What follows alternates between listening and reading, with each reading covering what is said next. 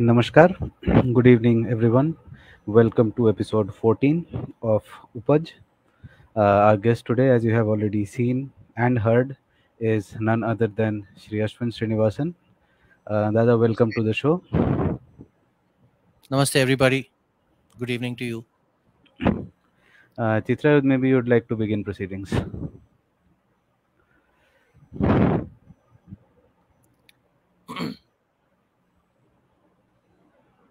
Hope everybody is doing safe and well to begin with. Yeah. So, Chitrayudh, you're on mute. You'll probably want to unmute yourself. Oh, sorry. As I was saying, these are trying times. I hope everybody can hear me. I welcome everybody to the show, and I shall get right into the first question. Let us start with your musical beginnings, Ashwinji. How did you get attracted to music, and when did your musical training begin? What were your very first musical lessons? इतने question तो 12th board में भी नहीं लिखा था एक साथ. That's a good one. Well, it's genetic, I guess, as they say. My genes. Both my parents are very, very musical. My mother was a performing musician, sitar player, All India Radio staff artist, and I think music was part of my cellular formation itself as early as that time. And attraction, of course, also happened because of that. So Amma would do her riyaz while I was in her womb. So from that time itself, the listening discipline already had started. And first training was also my mother in sitar. She, both my parents, they handed me baby sitar when I was, I think, 2.5 or 3, I'm not sure. And I learned my initial lessons from there, and then I they took me to her teacher in Ramarao Pandit in Ramarao. I call him Ramarao uncle, so it's very weird for me to think of it as Ramarao and Panditji, and of course the respect that's due is due. But I was that young to speak. So then he saw and he said, "Nani, bada sitar lo. What are you playing baby sitar? You're a grown-up man now." ऐसा सब करके he was very encouraging, and he gave me the full-size sitar. And after that, a few years of training under him and my mother. Later, I generally stumbled upon a fipple flute, what we call the horizontal whistle, penny whistle kind of a flute. And then I started playing melodies on that, and it was very attractive. So मेरा सितार का रियाज मैंने ऐसे ही side में छोड़ दिया कहीं पे.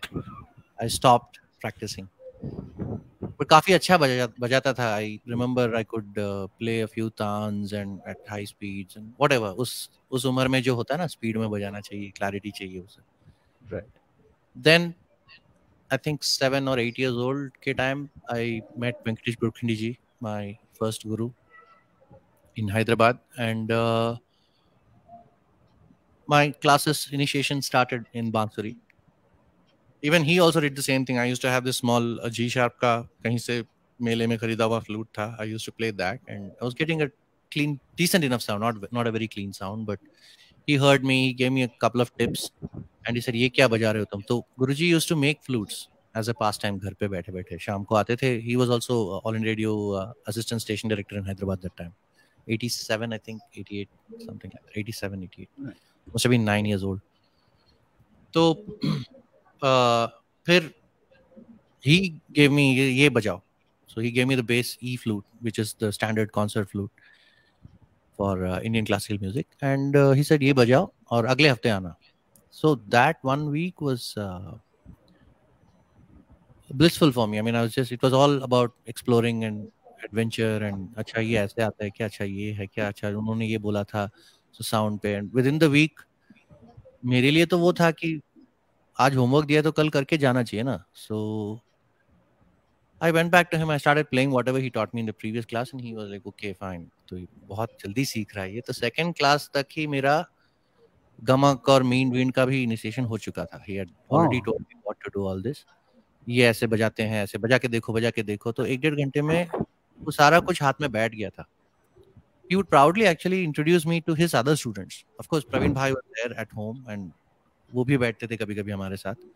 He was obviously 5 or 6 years older to me, and तो वो बड़े थे, तो उनको वो मेरे लिए as a child he was like, अच्छा ये जो कर सकते हैं मुझे भी करना चाहिए. तो ऐसे I used to look up to him. And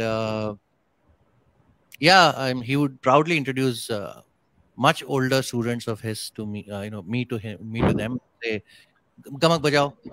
मैं गमक बजाता. देखो ये ऐसे बजता है गमक.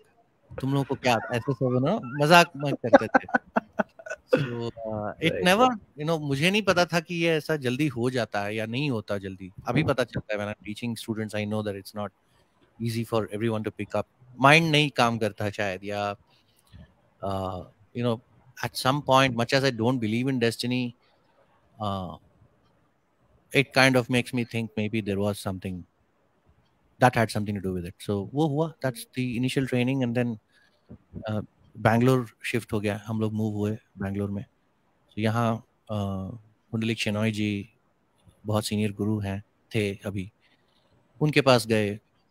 And then about 6-7 years later he told my father, actually one of those days he said, "Next week you bring your father, I want to talk to him." So मैं डर गया. स्कूल में होता है ना कि call your parents. Right. Yes. So my dad also came. He said, बताइए sir. So he said, जो मुझे सब आता है वो सब मैंने इसको सिखा दिया है. इसको अभी एडवांस ट्रेनिंग की जरूरत है. So there is this scholarship, you need to ask him to apply, and if he gets it, ask him to whoever, a big teacher like a नामचीन जो गुरु होते हैं, बड़े गुरु. So he said, take him to them if you can. And financially it was not very possible for us. वो scholarship मिला. तो scholarship के time पे उस दौरान ये था, घर पे चर्चा चल रही थी कि किसके पास भेजें. हरि जी के पास जाएं या मालिनी ताई के पास जाएं. I know Chitrayudh is learning from Malini tai. So उनसे भी उस दौरान एक बार मिलना हुआ. मालिनी ताई is my mama ji's guru also, my maternal uncle's teacher. So वो पहचान तो थी.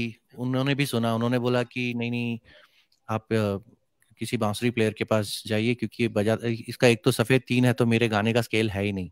वहां से शुरू हुई थी बात. और बांसुरी में गायकी शैली अनसुनी थी उस टाइम. उस समय तो थी, मैं बोल रहा हूँ 25 साल पुरानी बात. अनसुनी सी थी उस समय. मेरे गुरुजी बजाते थे, वेंकटेश गोडखिंडी जी बजाते थे, but he was constantly being transferred, कभी धारवाड़ कभी Delhi. So I also couldn't, I was also in just out of school that time. तो उनके पास वापस जाना हो नहीं पा रहा था. So then my mother in fact, उनको हमेशा ही था कि एन राजम जी के पास वो जाएं और वो बनारस बैठ के उनके साथ उनके अंडर तालीम लें. पर उसके पीछे भी कहानी ये है कि गुरुमा का बचपन मेरे नानी के घर पे गुजरा है कुछ साल. सो घरेलू ताल्लुकात थे. They were actually family at that time, very very close, friends, family friends. So mummy, Rajam ji आ रही हैं यहाँ पे बजाने बैंगलोर में, हम जाके उनको सुनते हैं. तो आई वाज लाइक ओके ठीक है जो भी है. सुनते ही मुझे लग गया था कि नहीं, ये टेक्निक यार ये कमाल ही है, कुछ और ही है, और कुछ और ही लेवल का बज रहा है. ये बांसुरी में क्यों नहीं बजता? ऐसा एक एनलाइटनमेंट लीजिए जो भी है, चमका मुझे कि नहीं ये बजना चाहिए. So that I mean after the program she said यहाँ नहीं, हम लोग I am going to stay in Bangalore for a week, so you come and meet me where I am staying, and वहाँ बातें करेंगे डिटेल में. तो वहाँ हम मिले उनको. मुझे बजाने बोला, उन्होंने सुना. उन्होंने शी सेड काफ़ी मेच्योरिटी है इसकी प्लेइंग में, और हरी जी की झलक बहुत दिखती है इसकी प्लेइंग में. तो मुझसे क्या चाहते हो आप? तो मम्मी ने बोला कि आपके पास बनारस आके सीखना चाहता है ये. तो उन्होंने बोला मैंने तो बनारस छोड़ दिया, अभी मैं ठाणे रहती हूँ मुंबई के पास. तो आना है तो वहाँ आ जाइए, मैं सिखा दूंगी. मैंने कहा लेकिन मुझसे क्यों सीखना है? तो उन्होंने मुझसे पूछा मुझसे क्यों सीखना है. मैंने कहा आपका वो टेक्निक बहुत अच्छा लगा. तो उन्होंने बोला कि आगे जब क्लासेस शुरू है तो one day she told me that मुझे कॉपी मत करना, क्योंकि इतने समय से तो आप हरि जी को कॉपी कर ही रहे हो, मुझे कॉपी करोगे फिर मेरी शैली ऐसे नहीं आती. मैंने क्या किया वो देखो तुम. सो this is the mark of a great teacher now, कि मैंने गाना सुना और गाने को अपने इंस्ट्रूमेंट में उतारने की कोशिश की. सो एक हद तक टेक्निक के लिए you may want to follow what I am doing fingering wise and all that. So beyond that you have to listen to vocal music to be able to replicate that. If you want to play गायन शैली, फिर आपको गाना ही बजाना है ना. फिर आप क्यों वायलिन बजा रहे हो? फिर आप वायलिन शैली बजाओगे. ऐसे हो गया था. So this is where I think I need to end my answer. Yeah, sure. Uh, I think Anirban is returning in a couple of minutes. I hope so. I too. So, so obviously, please share some anecdotes from your learning experiences with these masters that remain a lifelong motivation to you as a student of music. Okay. I mean, any particular funny incident, anything that became a life lesson for you, anything. Almost every meeting was one such, because at that level, no, आप अभी मालिनी ताई से सीख रहे हैं तो आपको भी पता है कि हर एक शब्द वो मोती जैसे हमको बटोरना होता है गुरु से जो भी निकलते हैं. सो अर्ली डेज में मैं अम्मा जी के साथ, आई कॉल हर अम्मा जी, इन राजम जी को, तो मैं अम्मा जी के साथ she would take me along जहाँ पे भी कॉन्सर्ट्स होते थे. तो कभी दिल्ली, एक बार हम लोग हुबली गए थे, गंगूबाई जी का वहाँ पे इंस्टीट्यूट है, तो उन्होंने ही बुलाया था, और गंगूबाई जी के घर पे गए थे हम लोग खाना खाने. और मैंने नया नया मराठी बोलना शुरू किया था, तो उनको बहुत अच्छा लग गया. तो उन्होंने बोला अम्मा जी को कि इसको रहने दीजिए हमारे साथ, आता मराठी बोलतो, खूप सुंदर मराठी बोलतो, आमच्या सोबत राहतो, हमारे घर पे रहो तुम, बहुत अच्छा लगेगा and all that. So I was blessed actually. तो उस हुबली के कॉन्सर्ट के दिन सुबह शी वाज उन्होंने कहा कि ठीक है, मैं she was preparing something for the evening, कुछ तो उनका वो पैकिंग चल रहा था, पैकिंग चल रहा था। तो she asked me to sit and play, बजाओ तुम बैठ के। तो मैंने देखा ठीक है सुबह का टाइम है, तो मैं अहिर भैरव लेके बैठ गया। तो एक फ्रेज थी,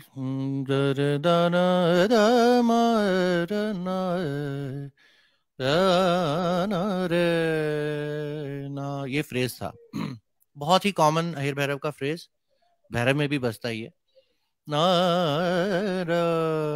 तो उन्होंने देखा, झांक के बोली फिर से बजाओ।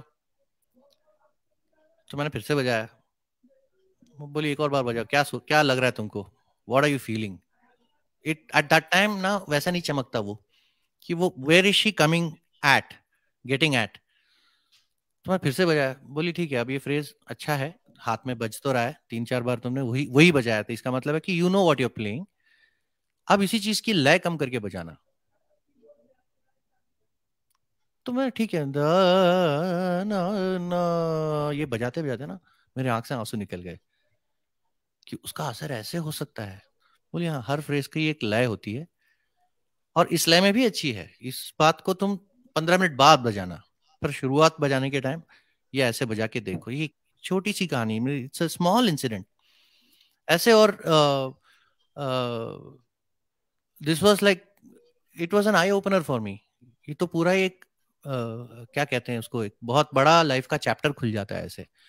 It's also partly philosophy of life itself, when you are running behind something, किसी चीज के पीछे हम पागलों की तरह भागते हैं, उस चीज को ना थोड़ा सा रुक के एक सांस लेके जब आप देखते हो, it gives you a very different perspective. So a small incident like that could open out so many different vistas for me, so many at so many levels, not only musically. That's one incident I think I can share with you. It remains etched in my memory forever. It will be. I mean, I just recollected a thing my first guru used to say. This is the power of repetition, actually. And I think Mm, you would agree. Uh, Vishnu Digambar ji कहते थे कि एक पलटा अगर 10 बार रट लिया तो आप वो मालूम हो जाएगा कि उसका नक्शा कैसा है। 100 बार किया तो आपको वो जो है वो पता चल जाएगा कि इस तरह से इसको करना है।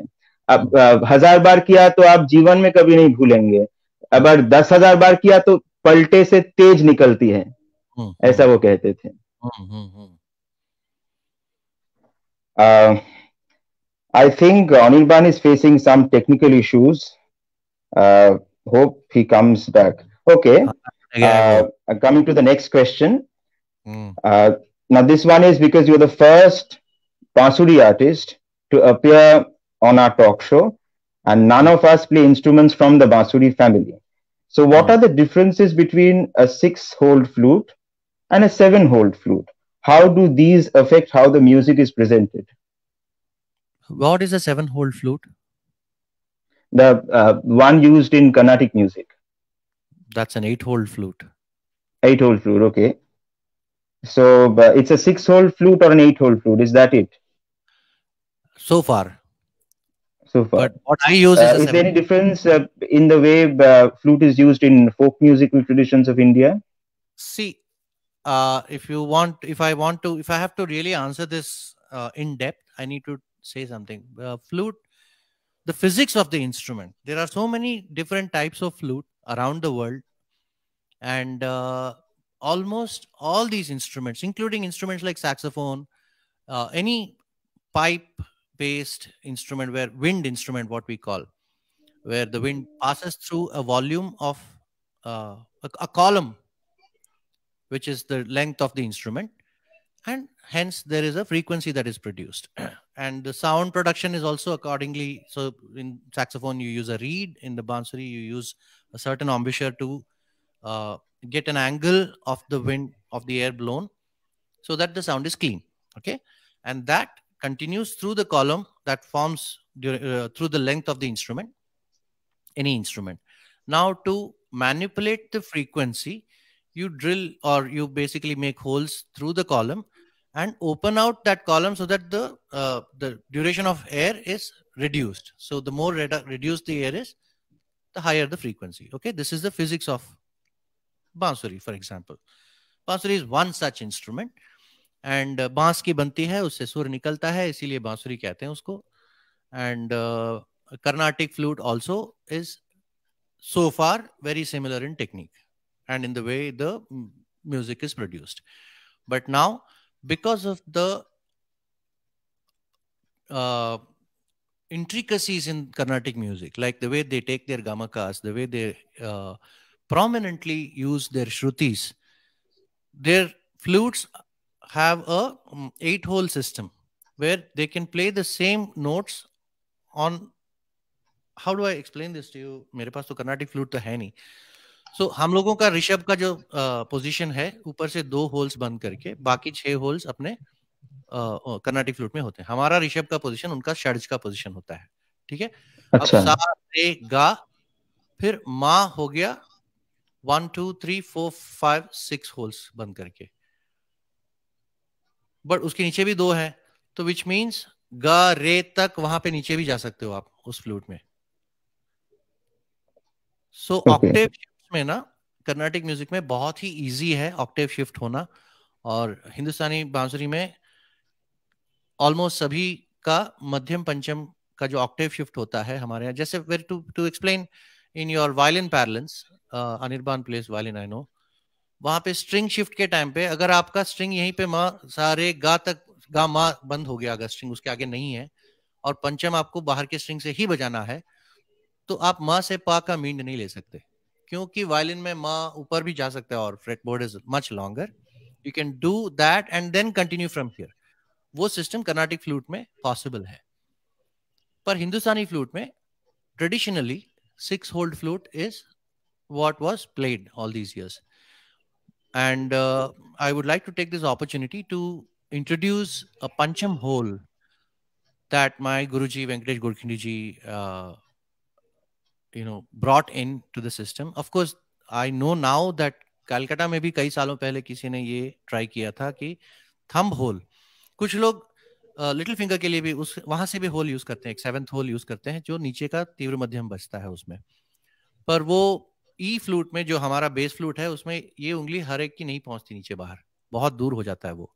सो उसमें किसी ने की यूज किया है. There are people who have done lot of beautiful experiments to overcome that octave shift ka mean, but there has been only so much that has really seen the light of day.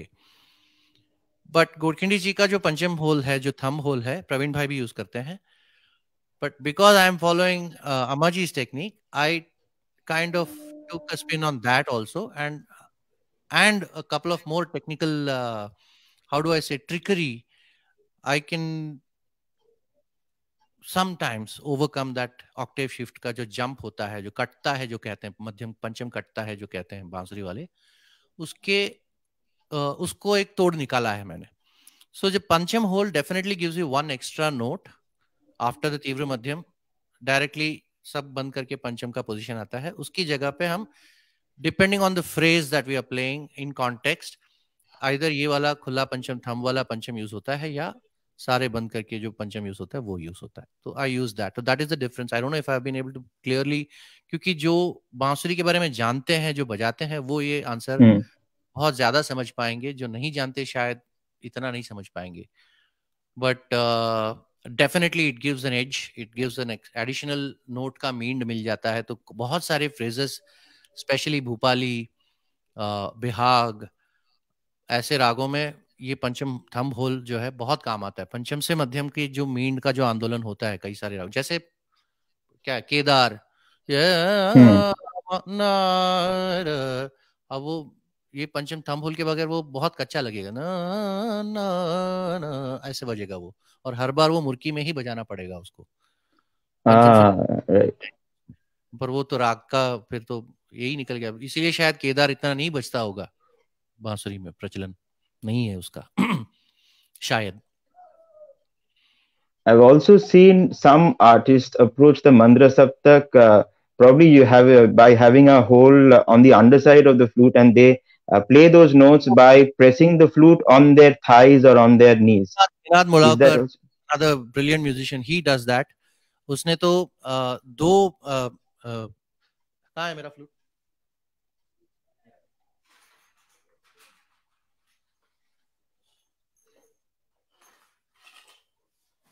So Ninad जी ने मुझे ये बांसुरी gift करी है. He has kind of really mastered the technique of natural harmonics, which is required to play Indian classical music. Film संगीत में तो चलो ठीक है, हम टेम्पर्ड स्केल का ट्यूनिंग रखते हैं बांसुरी में, पर वो टेम्पर्ड स्केल की बांसुरी ही ज्यादातर बनती है क्योंकि ज्यादातर लोग नॉन क्लासिकल म्यूजिक ही बजाते हैं, फिल्म म्यूजिक बजाते हैं, शौकिया बजाते हैं. तो Ninad has kind of really perfected the art. तो उसमें उन्होंने ये भी लिखा है, नेचुरल हार्मोनिक्स करके लिखा है उन्होंने इधर. अच्छा. या सो Wow. And I don't know if this is clearly visible. Yeah, by Ninad. Ah. So what he does, if you see, this is my playing holes. This is the playing holes. And इसके इस तरफ उन्होंने दो छेद बनाए हैं. एक तो वो यूज होता है ट्यूनिंग, बेसिक ट्यूनिंग अचीव करने के लिए. बट उसके अलावा when I am playing like this, you see where these two holes are. So they naturally sit on the thigh like this. So एक और यहाँ पे एक और, अगर फर्ज कर लीजिए यहाँ पे एक और उंगली होती तो ऐसे दबना, तीव्र मध्यम, और उसी थाई को और एक्सटेंड करके, if you obviously we have a थाई का तो एरिया बहुत है ना, तो और एक एक्सटेंड करके आप में शुद्ध मध्यम भी आ सकता है. उसके बाद टिल्ट करके और एक सेमीटोन नीचे जा सकते हैं, मतलब शुद्ध गंधार तक. अरे बाप रे, वाओ. तो मेरी अभी इतनी प्रैक्टिस नहीं है उसमें. ये निनाद का, उसने बोला कि मैं आपको ये भी बना के देता हूँ, तो आप ट्राई करके देखिए. तो मैं अभी कर रहा हूँ, तो please don't ask me to play this. And I am sitting on a chair, so मेरा वो थाई वाला पोजीशन नहीं मिलेगा मुझे. Right. I mean, coming to the technical aspects of your instrument, one sec. the guru you learn from at the advanced level plays a different instrument. And while being trained by Dr. N. Rajam, did you face the limitations that arise while learning from someone who plays a different instrument? Were there elements that facilitate execution on violin but not on flute, or vice versa? If so, how did you find your way around these? मैं आपको बुलाने की कोशिश कर रहा था. I didn't hear your question. Are you able to listen to me? Okay. Are you hearing me? I can listen. I can hear you. Can you hear me? I can hear you very loudly.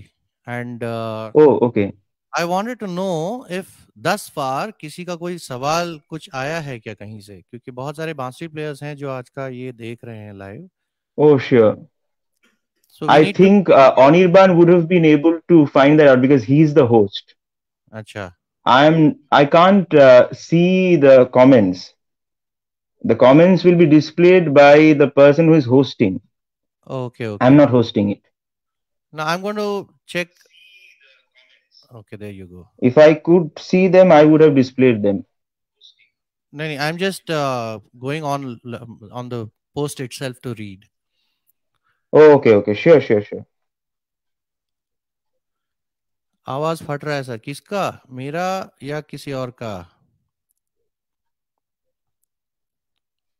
पता नहीं किसका. Anyway, so this is what we are at so far. Okay, anyway, I can't I'll have to follow these comments as they come. So can you please repeat your question? Sorry to cut you. Yeah. The question was about Rajam ji. I mean, she is a violinist and you're a flautist. So कुछ ऐसा कभी हुआ था कि ये चीज violin में बहुत अच्छा आ रहा है, मेरे फ्लूट में उतना आ नहीं सकता, टेक्निकल प्रॉब्लम है, या फ्लूट में ये आ सकता है, वायलिन में ये करना मुश्किल है, लेकिन इसको मुझे डेवलप करना है. तो as a student, how did you process all these things?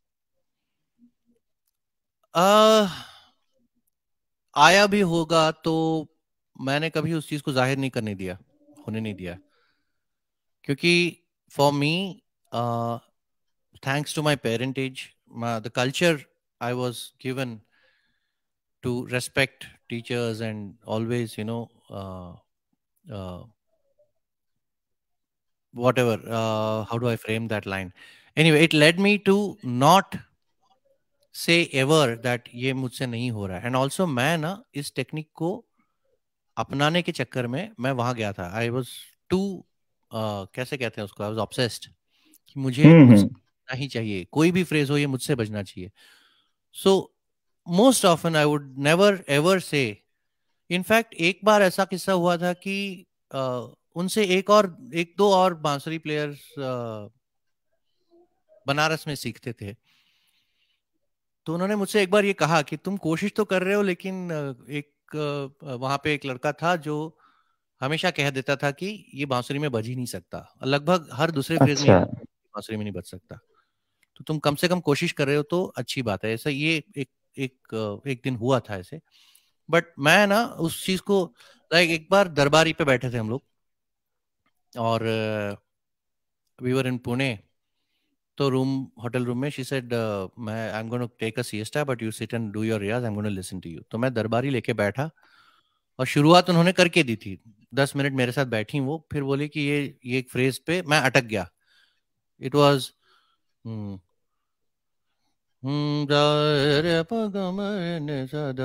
The phrase was ना, ये फ्रेज था। ठीक है, यही फ्रेज ना ना। अब हम लोगों का प्रॉब्लम ये है कि कोमल धैवत एक तो it's almost like the last, पंचम इज द लास्ट नोट। पंचम के नीचे तो वो थाई वाला तो बाद में आया। वैसे तो most don't play, I didn't play until this बांसुरी केम टू मी। तो पंचम मेरा लोएस्ट नोट है। अब ऊपर से उन्होंने दरबारी वाला धैवत बोला हुआ है, तो ये भी बोला है उन्होंने कि पंचम लगभग पंचम लगना चाहिए, द ना, ना, ये धैवत लगना चाहिए। कोमल धैवत वैसे ही बांसुरी में बहुत डिफिकल्ट है। कोमल ऋषभ, कोमल धैवत, अधिकतर कोमल सुर जो हाफ क्लोज्ड नोट्स होते हैं ना, कई सारे लोगों को इस प्रॉब्लम होती है। बट थैंक्स टू वेंकटेश गोरखिंडी जी, उन्होंने जो मेरा इनिशिएशन किया था वहीं पे उन्होंने कभी ये नहीं, उसमें डिफरेंशिएशन होने ही नहीं दिया कि कोमल थोड़ा कमजोर होता है, शुद्ध आसानी से बजता है, ऐसे कभी उन्होंने बताया नहीं मेरे को। सो वो मुझे कभी लगा ही नहीं कि कोमल सुर तो कोमल सुर, शुद्ध तो शुद्ध, बिकॉज मैं सितार फ्रेटेड इंस्ट्रूमेंट बजाता था, तो मेरे लिए राइट। कोमल ऋषभ तो फ्रेट ऊपर करके कोमल ऋषभ। सो उसमें क्लैरिटी नहीं आ सकती इसका, वो कभी वो दौर ही नहीं था मेरे लाइफ। और वो आने के पहले उन्होंने, वन सेकंड, वो आने के पहले ही उन्होंने उस चीज को इतना आसान कर दिया। He had given me techniques to increase volume wherever the volume, half close notes में वॉल्यूम थोड़ा कम होता है, बिकॉज देयर इज नो, वो शार्प एडजस्ट नहीं होते, आपकी उंगली आ जाती है उसमें आधा क्लोज करने के लिए और बाकी उधर सॉफ्ट हो जाता है, तो वॉल्यूम कम होता है। सो उसको उन्होंने टिल्ट करके वॉल्यूम, उसका एंगल चेंज करके वॉल्यूम प्रोडक्शन के बारे में उन्होंने बता दिया था। बट ये जो अति कोमल धैवत है, इस पे मेरी हालत खराब हो रही थी उस दिन। और उन्होंने बोला कि अच्छा ये साफ नहीं आ रहा है तो तुम इसके ऊपर काम करो, इसका रियाज करो तुम, मैं जरा I am just taking rest. तो वो she went to rest and she was listening to me, I am in the same room. तो मैं बैठा और धनी धनी धनी धनी अब इसमें क्या है, आप गायकों को इजी पड़ता है क्योंकि ध पे पंचम का कर्ण लगेगा पहले। इट इज नॉट जस्ट तारा रा रा रा रा ता, ये दरबारी नहीं है ये। अब ये हर नोट पे कर्ण लगता है इसमें। तो जो धनी धनी धनी धनी 8 नोट में 16 नोट बजने चाहिए, तब वो 8 नोट प्रतीत होता है सुनने को। सो योर क्वेश्चन वाज, हाँ, तो मैंने ना उस चीज को कभी ये महसूस ही नहीं होने दिया कि इसमें कर्णसुर नहीं बजते या ये नहीं होता या इसमें ऐसे नहीं बज सकता, क्योंकि लिमिटेशन हमारे दिमाग में होता है, हमारे हाथों में होता है या गले में होता है। If you are a singer, limitation is not in the music, it's not in the medium at all. गले में लिमिटेशन, हमारे दिमाग में लिमिटेशन नहीं है, हमारे गले में लिमिटेशन हो सकता है। गला हैज प्रूवन इटसेल्फ, कितने ऐसे कैसे कैसे कलाकार आके निकल चुके हैं जिन्होंने सब कुछ प्रूव कर दिया है अभी तक। सो गले में लिमिटेशन नहीं है, उनको सुन लो, उनके गले में तो नहीं था, तो अपने गले में लिमिटेशन कैसे, या अपने हाथ में या अपने उंगलियों में कैसे लिमिटेशन हो सकता है? Limitation is not in the instrument, in this case, in my case, this is what I tell my boys also. Limitation is not in the instrument. Instrument में सर ये मध्यम पंचम कट, तो फिर लिमिटेशन ओवरकम करो। दिमाग है ना हमारे पास, राइट। और क्या है, So nothing can stop us.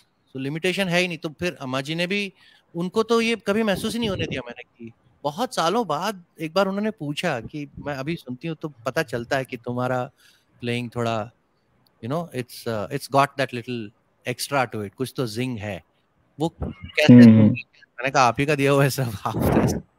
तो उन्होंने ये भी बोला कि फ्लूट का टेक्निक तो मैं नहीं जानती, पर ये जो तुम बजा रहे हो ये मैंने ना के बराबर ही सुना है, बहुत कम लोगों में सुना है ये चीजें. So yeah, there was no that नहीं होगा आप कुछ और मुझे और कुछ बताइए. नहीं, आपने बताया, मुझसे नहीं हो ही नहीं सकता इसका सब. तो no question about it. I mean, this was all because of the solid foundation that you received from your previous gurus, right? Most definitely. Most definitely.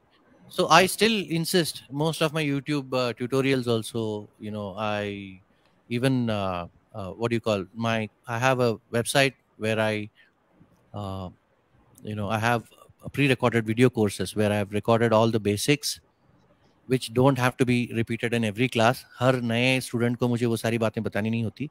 तो मैंने प्री रिकॉर्डेड वीडियोस करके कोर्सेज बनाए जिसमें बेसिक्स बहुत strong हो, जो मेरे गुरुजी ने मुझे बताया, उस चीज को पूरा मैंने बांटा हुआ है उसमें. And apart from Venkatesh Godkhindi ji, you had also learned from Shri Pundalik Shenoy ji, right? Yeah. So please say a few things about him as well. He was a free soul, if I can say that. Very open-minded, really. संत जिनको कहते हैं, वो जिंदगी जीते थे. he was not even married. So by profession he was an LIC agent, and he used to teach children. He found immense pleasure in teaching children. Harmonium, गाना, तबला, बांसुरी, सब कुछ सिखाते थे. And Shenoy Guruji and Venkatesh Godkhindi ji, both of them were Guru Bhais in their teenage. वो दोनों ही हुबली धारवाड़ में आप एक ही गुरु से सीखने जाते थे. Just a minute, excuse me, please let me interrupt. Am I audible and visible? Yes, both. Great. You are. Sorry, I mean, my laptop hung again. Yeah, Bill Gates betrayed me again. So yeah. You need to get to Steve Jobs now. It's high time. So anyway, so Shenoy Guruji का वो था कि basics, again same thing. His basics was, he always made sure that the basics were very very strong. राग की समझ हो, चाहे उसका ग्रामर हो, but उसको एग्जीक्यूशन में इतना उनका स्ट्रेंथ नहीं था. मुझे कहना नहीं चाहिए गुरु के बारे में, पर his strength was more in the philosophy of music and in the approach to performance and in posture, in the correctness of everything, because वो जैसे पेड़ होता है ना, जो शुरुआत में अगर सीधा सीधा उगने लगता है तो सीधा ही उगता है, लेकिन वो टेढ़ा हो जाता है तो फिर टेढ़ा हो जाता है, फिर वो नहीं होना चाहिए. तो उन्होंने बहुत कुछ सीधा रखने के ऊपर बहुत काम किया मुझे. So yeah. Over to Anirban now. I mean, I have taken so many of his questions. It is only fair that he gets to take so many of my questions now. It's good that you have a script in place, because if one doesn't ask, the other one can. That is actually the point of the two-host policy. So this actually happened in another episode, if I recall, episode 10. तब भी ऐसा हुआ था. So Bill Gates betrayed me again, and this is, by the way, only the second time this is happening. Now you see why us musicians go for Macs. So you are a musician, you need to go for a Mac. Right. I can see it very clearly now. Yeah, so that is what actually prompted us to get into the two-host mode. Anyway, because we were talking about Ammaji, so there is this wonderful video that you had shared on Facebook some 6 years back. You were accompanying Ammaji on stage. I mean, some of these things that you are talking now, it is very clearly demonstrated there. So let's watch it. Wow. Okay.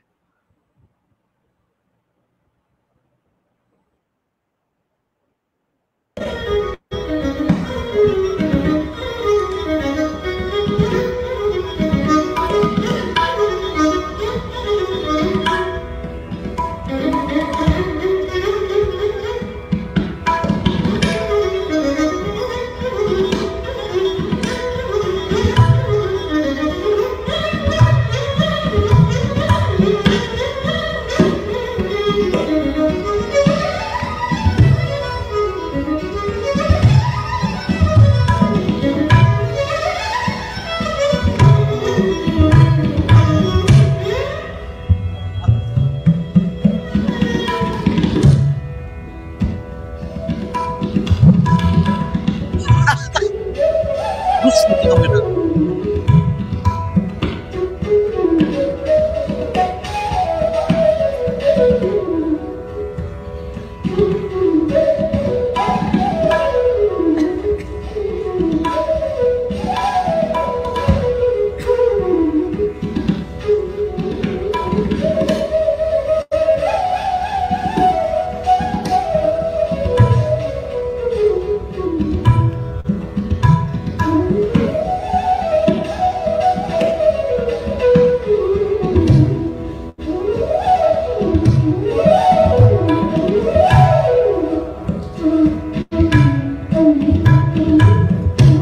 क्या बात है? इतना ही है मेरे पास. आपने मुझसे जब पूछा था ऐसा कोई वीडियो है, this is the only video documented video I have, and that too because somebody in the audience was gracious enough to, I think it was my wife. इसका पूरा होना चाहिए था. नहीं, मेरे पास कोई ऐसा डॉक्यूमेंटेशन नहीं है. मैं तो फोटो लेने से डरता हूँ, अभी भी डरता हूँ मैं. मेरे पास उनके साथ अच्छा फोटो एक नहीं है मेरे पास. लोग तो फोटो सेशन करते हैं, पीछे खड़े रहते हैं, ये पता नहीं क्या क्या. मेरे नसीब में ही नहीं है वो. Right. तो मैं उनको ये नहीं कह रहा, but I have never had the opportunity to, I don't know what it is, but it's just that कि अभी यार पहला मैंने हंसा तभी फुस निकला था. नो, आई कुडंट, साउंड ही नहीं निकला. You can hear this recording also, sound was just not, because उनके सामने बस पानी पानी होना बाकी था बस. इट्स नॉट इजी यार, इट्स नॉट इजी. वो भी जो भी हो गया वो उन्होंने ऐसे देखा तो फिर बजाना चाहिए ना. पर जब वो देखती हैं तो बजता ही नहीं है सामने से, कैसे होगा? Catch 22. Indeed. So let us move on to other dimensions of your music. For instance, you have worked as a composer and music producer, besides featuring in several collaborative endeavors. How essential do you find knowledge of musical technology for a 21st century classical musician? Very essential. There is no way out. There is absolutely, I mean, COVID or otherwise, COVID ने तो उस चीज को बहुत ज्यादा emphasize कर दिया है इसकी जरूरत को कि one needs to know, if not deep like DAWs like Ableton or Cubase or Pro Tools, one needs to know a very basic operational level पे the characteristics of sound, one's own sound, the characteristics of microphones, what you can afford to get, because not all microphones are made the same. So not all microphones are equally cheap or expensive. So within your budget, the best microphone that suits your instrument, your medium, be it vocal or instrument, and उसकी recording technique, basic recording technique, gain staging क्या होता है, हल्का सा reverb किसको कहते हैं, delay किसको कहते हैं, कंप्रेशन क्या होती है, रिकॉर्डिंग टेक्निक्स कैसे होते हैं, बार्स एंड बीट्स. एक डीएडब्ल्यू को समझना, उसको देख के कोई भी डीएडब्ल्यू का इंटरफेस जब आप देखते हो तो इंटिमिडेटिंग लगता है कि मल्टी ट्रैक्स हैं इसमें, रिकॉर्ड, सोलो, म्यूट, पता नहीं उसमें इंसर्ट्स, प्लगइन्स, और जितना आप उसमें घुसते जाओगे, और यूट्यूब तो बहुत ज़्यादा कंफ्यूज करने वाली चीज़ है, जबकि सीखने भी सब कुछ वहीं से मिलता है. पर it's too essential for one to know at the least one sound. And from COVID onwards, people need to know lighting, camera, and visual editing, live क्या करना है, and you know one needs to know, understand at least. किसी ने अगर कुछ कहा कि भैया यहाँ पे एक इसका बैकलाइट कर लो या ऐसे लाइटिंग रख लो, ये अभी देखिए आप, ये मैंने पूरा स्टूडियो लाइटिंग सेटअप किया यहाँ पे. So one needs to know, there is no doubt about that. And जितना आप हासिल करते हो इस चीज में, उतना आपके लिए ही अच्छा है.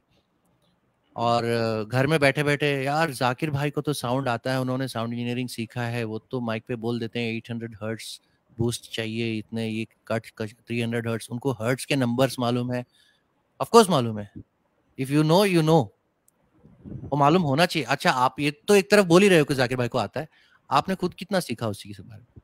ये मेरा सवाल हो जाता है फिर, जो भी ऐसे मेरे से बात करता है ना, तो this is what I ask him कि उनको मालूम है, ठीक है, उन्होंने अपना तो ठीक है, लाइफ उनका उन्होंने सीधा कर लिया, आपने क्या किया? How much of that do you know and why you don't know? It is your subject, it's a peripheral subject. Sound, frequency, engineering, cabling, technology, these are peripherals of our subject. हम ये नहीं कह सकते कि मैं तो रागदारी करता हूँ, मुझे इस चीज की कोई जरूरत नहीं। नहीं नहीं, वो जमाना 50 साल पहले ही खत्म हो गया था। जब से माइक्रोफोन्स, माइक सिस्टम्स, पीए सिस्टम्स आने लग गई, लोगों को पता होना चाहिए आपको मॉनिटर में क्या रखना चाहिए। मॉनिटर में और बढ़ाइए, बेस बढ़ाइए, बेस बाएं बायां को लेके तबल जी बोलता है कि बेस बढ़ाओ। उसके पीछे का उसके पीछे का लॉजिक ही नहीं समझते लोग। उनको लगता है मॉनिटर में और चाहिए, और बढ़ा के और बढ़ा के। वो मॉनिटर एक हद के बाद वो फीडबैक मारता है, आपको पता ही नहीं। फिर आप साउंड इंजीनियर को दोष दोगे कि फीडबैक तो साउंड इंजीनियर को साउंड नहीं आता करके, आपने बढ़ाया हुआ है मॉनिटर में। You need to take it easy. I don't see almost most musicians from you know my generation. Of course, some of them know, but most musicians I don't see them getting any idea. परसों किसी ने मुझे message में लिखा कि sir ये guitar players और keyboard players amplifiers use करते हैं, तो उनके साउंड के हिसाब उसके अगेंस्ट मेरा बांसुरी का साउंड नहीं आता। But I play with those people all the time. I have never faced such an issue. ऐसा थोड़ी है कि सीजन्ड म्यूजिशियन बजा रहा है तो उसका लेवल ज्यादा रखेंगे, ऐसा नहीं है। मिक्स तो मिक्स होता है।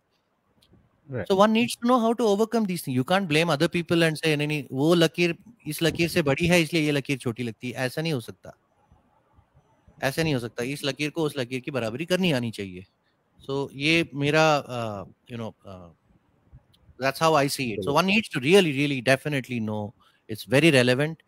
Not only 21st century, I think we should have started this as part of our learning process since the last 40 years or so, ever since PA systems were in place. उसके पहले तो चलो मैं मानता हूँ कि सभाओं में जो मंदिरों के बाहर होता था वहाँ पे PA systems नहीं होती थी, तो लोगों को people had to be quiet to really listen to all the intricacies that the seniors sang. But in today's times, you need to know how much reverb to keep, if to keep at all or not. Harmonium का level क्या, तबले का level क्या, तानपुरे कहाँ बजने चाहिए, कितना बजना चाहिए। मैंने भीमसेन जी को एक बार देखा, I was so blown away. One of his last concerts, I was very lucky to watch that. वो ऐसे बैठे हैं स्लाउच करके, उम्र हो गई है काफी। So this camera will come back, it shuts down every 20 odd minutes or so. उम्र हो गई थी, पर वो ना तानपुरे बज रहे हैं और तानपुरे का माइक और मिक्स चल रहा है। आके बैठे थे और साउंड बेसिक साउंड बैलेंसिंग चल रहा है, तो वो यूं यूं किए जा रहे हैं तानपुरे, अजून वाड़वा और बढ़ाइए, ये चल रहा था। तो हम लोग सोच रहे हैं कि मैं और साउंड डेस्क के पास में जाके खड़ा था कि इंजीनियर वाज माय फ्रेंड। तो I was also little surprise कि और बढ़ा रहे हैं, अभी गला गला कैसे काम करेगा। उसके बाद जो सा लगाया उन्होंने, he knew what he was going to do. One needs to know how to balance oneself. Microphone techniques क्या है, आप उनके पुराने वीडियो देखिए, माइक यहाँ कहीं है, नीचे कहीं है, लगभग छाती के पास, यहाँ इतना दूर कहीं है, and then he would sing and then he would still be overpowering. He knew what he could deliver with his voice. जो बारीक आवाज से गाते होंगे शायद उनको भी वो चीज की, जैसे इतना नजदीक आके बात करना और यहाँ से बात करना जोर, इसमें बहुत it takes a basic sensibility to know ये ऐसे किया जाना चाहिए।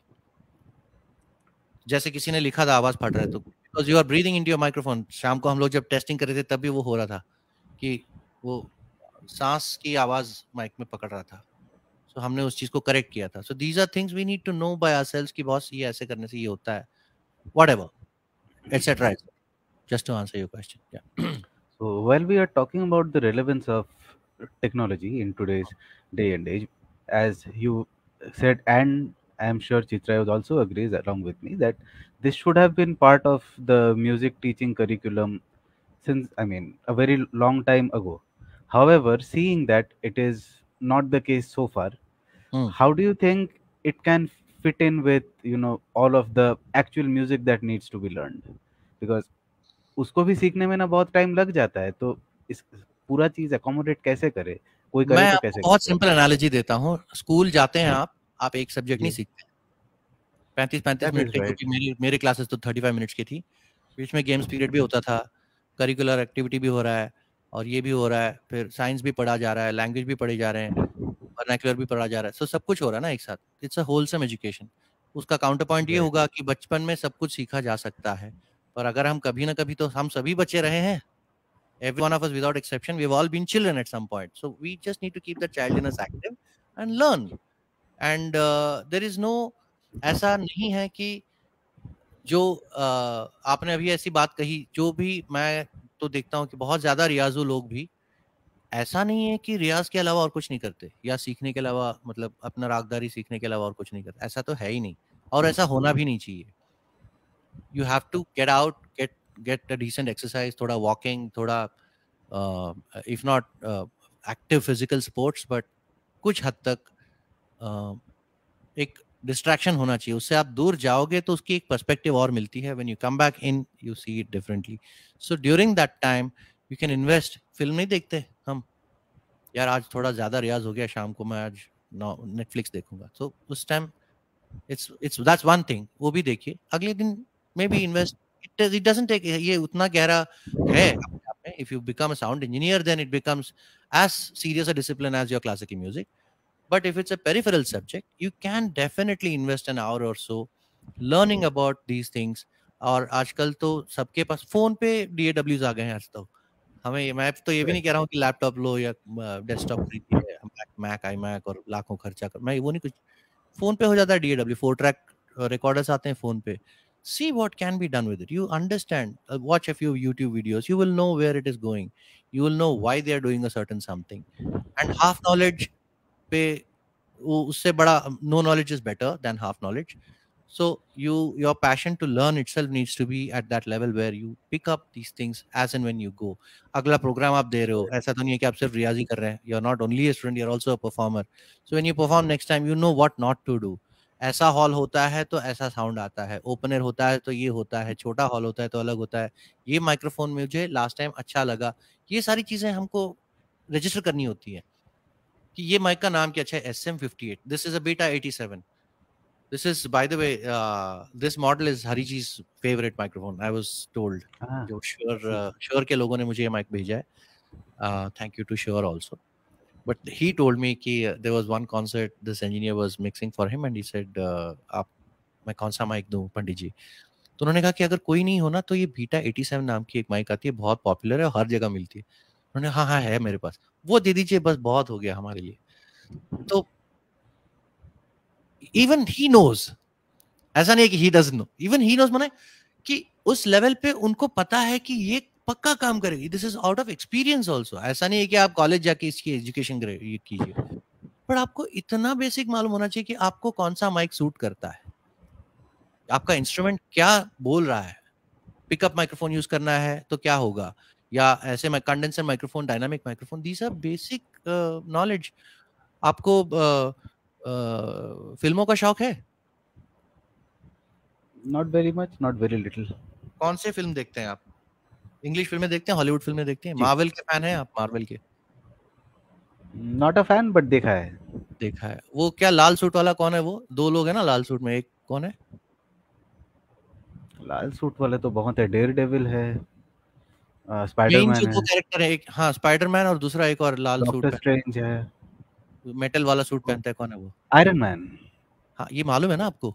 तो डायनामिक माइक्रोफोन और कंडेंसर माइक्रोफोन के बीच में नॉलेज पाने के लिए इतना फिल्में देखने की जरूरत नहीं होती. It takes 20 minutes to know the That difference. is right. That's all I'm trying to say. I didn't point you as an example. I wanted to give this as a general example. मेरे बच्चे को भी मैं वही बोलता हूँ, यार what is that, Thor का किंगडम क्या था? एसगार्ड. मैंने कहा इतना मालूम है तो फिर कल के वो एग्जाम में क्वेश्चन का आंसर क्यों नहीं आया तेरे को? सो this is how I talk. So if you are so interested, so the difference is you're passionate about that.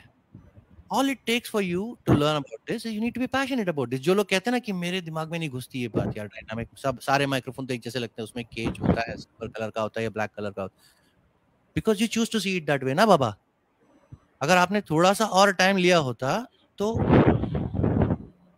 you will know about it. I'm not talking to you guys in particular. Please don't get me wrong. I'm saying in general, most discussions I have on these subjects, this is how it comes out to be. Boss, it takes 20 minutes to watch one video and know what is the difference between dynamic and condenser microphone. मिल गया 20 minute का video में. बाकी हमको अगर रागों के details के बारे में, बारीकियों के बारे में समझने की इंटेलिजेंस है तो ये तो बहुत जल्दी समझ में आ जाएगी.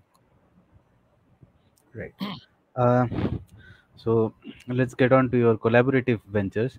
I think one landmark project that you were involved in is the album Sarhadi, there were a lot of legends working in that. There was Yeah, Lata ji, there was Mehdi Hasan Saab, there was Ghulam Ali ji, Sonu ji, Hari Haran ji, everyone was there. yeah. So, uh, how was it working with all of these people for the same project? I mean, it must have been a little daunting.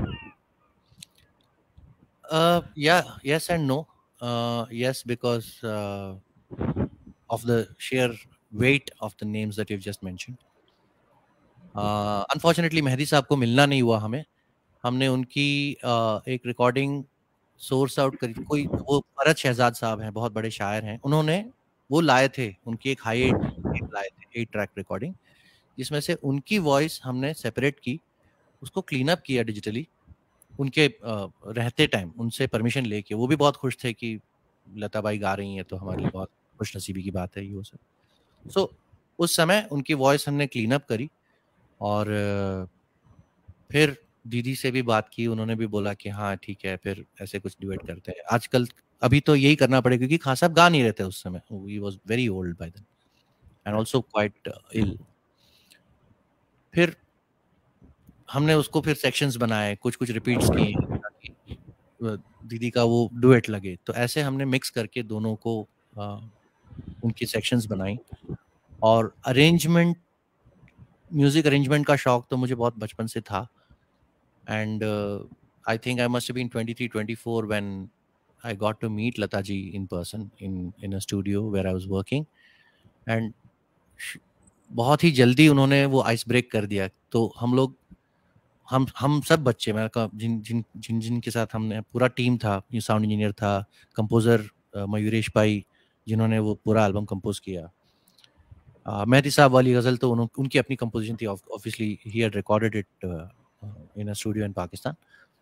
But बाकी सारे गाने मयूरेश ने compose किए थे. तो we were really good friends also, working all at once, all at the same time. Each one of us had our set of talents. So हमने, तो दीदी ने बोला कि ठीक है करिए आप लोग, अगर अच्छा लगे तो हम आगे बढ़ाते हैं project. So that's how it happened. So it wasn't, there was no, वैसे देखा जाए तो daunting नहीं था. बाद में सोचे तो लगा कि यार भाई काफी बड़ा काम हो गया. मजाक मजाक मस्ती मस्ती में हो गया था सब कुछ. पर and also it was a challenge to, you know, we can't stand, कंधे से कंधा नहीं मिला सकते उनसे, वो तो गुरुजन हैं सारे. पर इतना जरूर कर सकते हैं कि हमारा काम, we can make it count, कि ऐसा मौका किसको मिलता है, कितनों को मिलता है और कितनी बार मिलता है. हमें भी कितनी बार मिला था. एक टाइम मिला है, really go for the kill. So audience के रिएक्शन से पता चला कि अच्छा काम हुआ है. हमें तो बहुत मजा आया करते हुए. और दीपक पंडित जो बहुत सीनियर वायलिन प्लेयर है, मेरे बहुत अच्छे करीब के दोस्त हैं. तो पहला जो तेरा मिलना बड़ा अच्छा लगे, बहुत अच्छा लगे, ये मेहदी साहब और दीदी की गज़ल, उसका एक पहला ट्रांसफ़र, रफ ट्रांसफ़र जो हमने, पूरा रिकॉर्ड हो गया. अब चल एक से रफ मिक्स, फाइनल मिक्स करने के पहले रफ मिक्स हमारे लिए सुनने के लिए. तो मैं दीपक के पास ले गया और मैंने कहा ये ज़रा सुनिए आप. तो गले मिलने लगे. क्या बात है. और हमारी तू तड़ाक में बात होती है, दोस्त हैं हम, बल्कि वो बड़े भी हैं मुझसे, पर उन्होंने वो इज्जत दी है मुझे, वो औकात दी है मुझे. तो मुझे कह रहा था कि यार ये मेजर सेवेंथ का फेस्टिवल चला दिया तूने. कॉर्ड है एक, मेजर सेवेंथ का कॉम्बिनेशन कॉर्ड है, पूरे ट्रैक में पूरा फेस्टिवल चला दिया मेजर सेवेंथ का. तो he was so happy and excited about it. तो वो वैलिडेशन है कि ऐसा म्यूजिशियन जब आपको बोलता है ना कि क्या बात है, क्या काम है, so you know you have done something right. And then of course Anil Mohile ji, जो दीदी के, जिन्होंने बहुत सीनियर अरेंजमेंट, कितने सालों से हृदयनाथ मंगेशकर जी के सारे गाने उन्होंने अरेंज किए हैं. अनिल अरुण जिन्होंने कंपोजर डुओ थे. अनिल जी एक दिन स्टूडियो आए थे, तो उनको भी मयूरेश ने सुनाया था गाना एक. बोले यार गाना तो है ही, नो डाउट, और भाई ने तो बहुत ही अच्छा गाया, पर अरेंजमेंट सारा तुमने. मैंने हाँ जी बेटा, सही में कह रहा हूँ मैं कि तुम्हारी सोच वो चीज है. There is that element. जैसे हम लोग जब काम करते थे तो हम लोग जैसे सोचते थे, वैसी सोच चलती है तुम्हारी. Of course sound, modern sound and all that, and then of course maturity भी है कोई चीज, पर है scope. That is blessing. You hear from the real people, you know, जिन्होंने काम करके रख दिया है सारा. जब वो बोलते हैं तो मजा आता है. So at this point, I would like to play a track from that album. It Okay. is Geet Kab Sarhade Manta Hai. It's most likely when this goes on YouTube, we are going to get a copyright strike because of this, but worth it. सुनते हैं. I don't think you'll get a copyright strike. You will get a claim on it because Saregama Yeah, owns the right, rights. So right. it will be a shared monetizing thing. So don't worry about it. मैंने भी कल cover बना के पहली बार life में cover बना. So Right, that was very beautiful. मतलब thank एक you. तो the playing and other than that वो piano का animation वगैरह, it was very beautiful. कुछ तो नया करें. So let's listen. Yeah.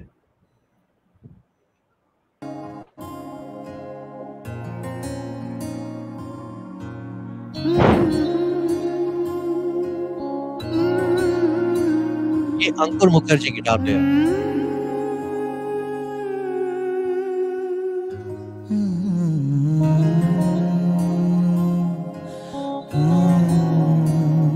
Ladri.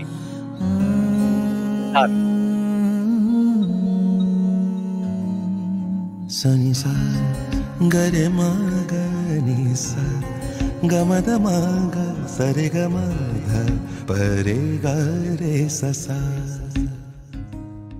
Sani sa gare ma ga ni sa ga ma da ma ga sa re ga ma dha pa re ga re sa sa.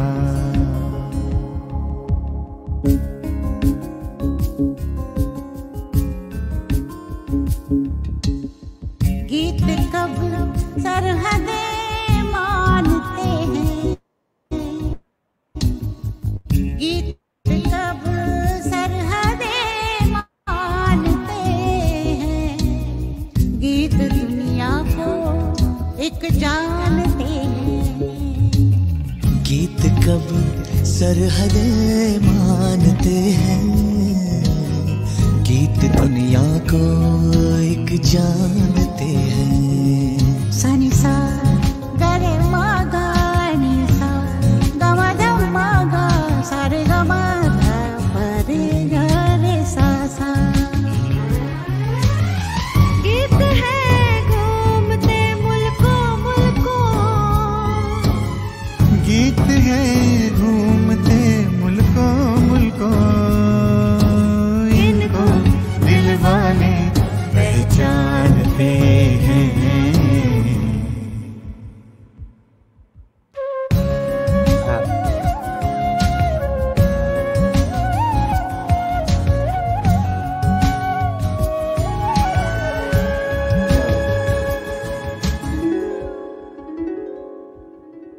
सुर तो है सांस इंसानियत की, ताल दुनिया के दिल की है धड़कन.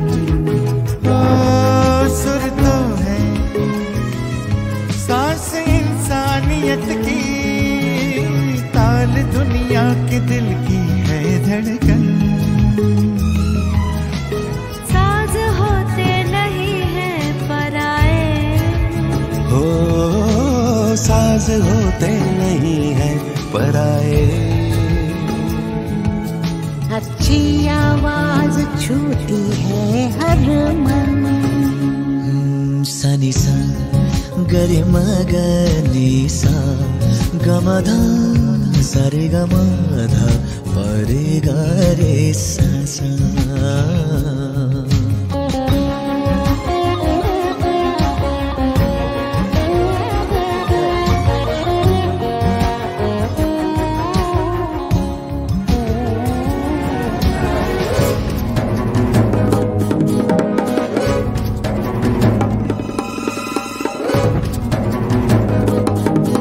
ऑडियंस को सुनने की चीज गाने को बाद में.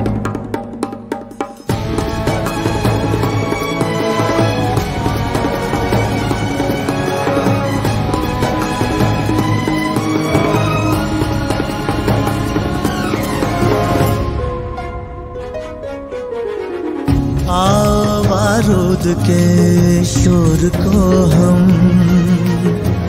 मीठे मध्यम सुरों में डुबो दें. बारूद के शोर को हम मीठे मध्यम सुरों में डुबो दे. जो सियासत ने है जख्म बख्शे, उन पे संगीत मरहम लगा दे। सानी सा गरे मा गा नी सा ग म ग म ग सा रे ग म रे ग सा सा। सनी सा गरे मा गा नी सा ग म ध म ग सा रे ग म ग प रे ग रे सा सा। सानी सा गरे मा गा नी सा ग म ग म ग सा रे ग म ग प रे ग रे सा सा।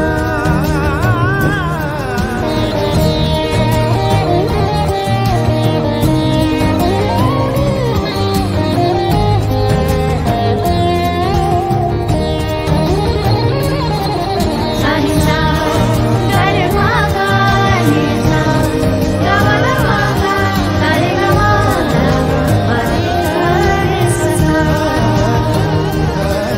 सानी सा गरे मा गा नी सा ग म ग म ग सा रे ग म ग प रे ग रे सा सा। सानी सा गरे मा गा नी सा ये ग मीना ताई की म ध पोती। म ग हाँ सा रे ग म ध प रे ग रे सा सा। सानी सा ये सोनू जी गरे का मा बेटा गा नी सा वन। ग म ध म ग प रे ग रे सा सा। ये था कि सारे जनरेशन से सभी आए हैं। मेहदी साहब तो ऑब्वियसली नहीं आ पाए, बट बाकी पूरे लता जी से लेके निवान निगम तक सभी ने गाया इसको। तो that was the idea right. Behind. Firstly गाना चलते वक्त भी आपने बताया it was Niladri Kumar ji on sitar. In fact, the whole album is filled with fantastic sitar solos. So, या well, it's probably all him, right? या ऑल ऑफ इट। उस समय तो हम काफी बहुत 2002 1 से लेके लगभग 7 8 तक 10 9 तक काफी काम किया है। And by the way, in the comment section, Devjit says hi to you. हाय देवजीत। देवजीत, अरे हाँ, नमस्कार दादा। Very true. निकल गए बात करते करते लेकिन So there are a few questions from the audience. I would like to address that if there is anything yeah, maybe this is a relevant. good time. Uh, Questions not as such. So Hariji used to be a right-handed player. His Guruma told him to switch to left hand. I don't get the question. We Sorry. will never be able to know that, G. It has been uh, like an entire era has gone on, still going on. So we will never probably ever be able to understand that that greatness and or even anything is right or wrong about it. It's a little too late in the day for that now. But Chitra, maybe you want to take the next question. would it be possible to listen to some Beam Pala? अच्छा नहीं, उसके लिए हम live अलग से करेंगे। ये this particular uh, whatever the session is about a little more बसंती, तो हम बसंती बाजी करेंगे। Yeah, Okay, आप so बोलो। you have frequently featured alongside the great Dr. A.R. Rahman sir. What is Hmm. it like to work with him? What is the impact that these collaborations have had on you as a classical musician? I haven't been featured alongside him. Yes, I have been a part of his band since the last 7 8 years now.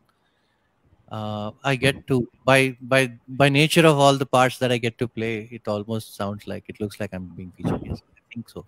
I think so. But yeah, you see, one doesn't become as great as Dr. Rahman by just doing music, even if at a very high level. Uh, in all these years, I don't know if we can count on our fingertips about the number of great people. Such great people have really happened. Lata ji is one such. R.D. Burman, Kishore Kumar, Rafi Sahab. Asha ji. And then there was a void. And then, of course, South में तो इளைयराजा जी थे हैं अभी भी. So and a lot of other great names, but it not very many supremely great people जिनको इस हद तक celebrate किया जाता है. What I think from my own study, what I see is he's a very spiritual being and very enlightened one at that. And he's extremely, how do I say, he a servant of the music that flows through him, as they say. He's really aware of that, and I've seen that side to him where, you know, he's devoted to his work, and that's what I get to learn to simply answer that question. I don't see that kind of devotion in very many people. Probably that's why that greatness avoids them. I don't know. Have I answered your question? Yeah. Yes, you have. Anirban, Quite possible. over to you. So you have also worked. Somebody's asking any way to improve Komal Swaras. I have a YouTube channel where I've actually pretty much explained every single concept of bansuri playing and the technique and the approach. Please go and watch my channel, Ashwin Flute. I think I'll just drop the link somewhere. Is it possible? Yeah, you can. Ashwin Flute. YouTube.com/Ashwin Flute. It's very easy. You search for Ashwin Flute and you'll find my channel. That's how easy it is. While I am searching for it, I'll put it in the comments. So the next question is: you have also worked in Hollywood projects. Now, why? I mean, I found this interesting is because when you're not working within India, so that comes with a lot of different kind of dynamics. Firstly, maybe the entire definition of professionalism might be different, or maybe you have to work with people who are not necessarily well versed in Indian music. So, does your approach change? No. On the contrary, in fact, definition of professionalism doesn't change. That's a definition. The only thing is we don't follow so much. Definition वही है, सेब तो सेब ही होता है ना. Right. Apple is an apple, a spade is a spade. We don't see it that way. That's all. Anyway, but I think what differentiates that scenario is my, at a very basic level, my knowledge of harmony, because most Indian classical musicians is the one biggest shortcoming we all face. Most Indian classical musicians is the dimension of harmony to our music, because we are not trained in that on that side. But because I am a producer as well, I do programming. I have played with a few jazz bands around the world, flamenco bands, and my understanding towards harmony at a very early age. I used to study R.D. Burman's music very deeply, but mera nomenclatures or terminologies correct nahi the, but I used to understand what harmony did to music. So that really helped a lot of people from the West in being able to communicate on a much easier platform.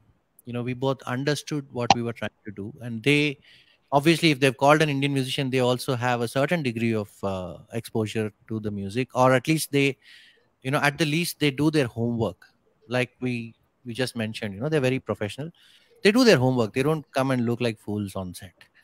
So they know what they're dealing with, and where they don't know what they're dealing with, they do very honestly say it also. They say, this is the melody, this is the basic sketch or the skeleton of the melody. I want you to interpret it the way an Indian musician would. But what they don't realize is most Indian musicians, to interpret a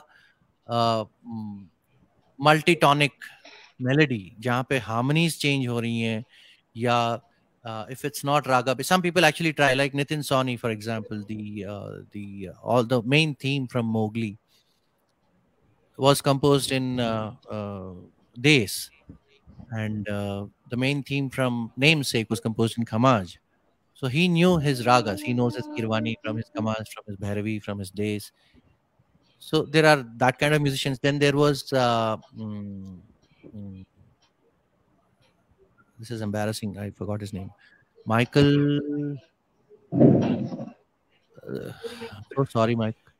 The guy who composed for this TV series, the OTT series, A Suitable Boy, Meera Nair ji ka.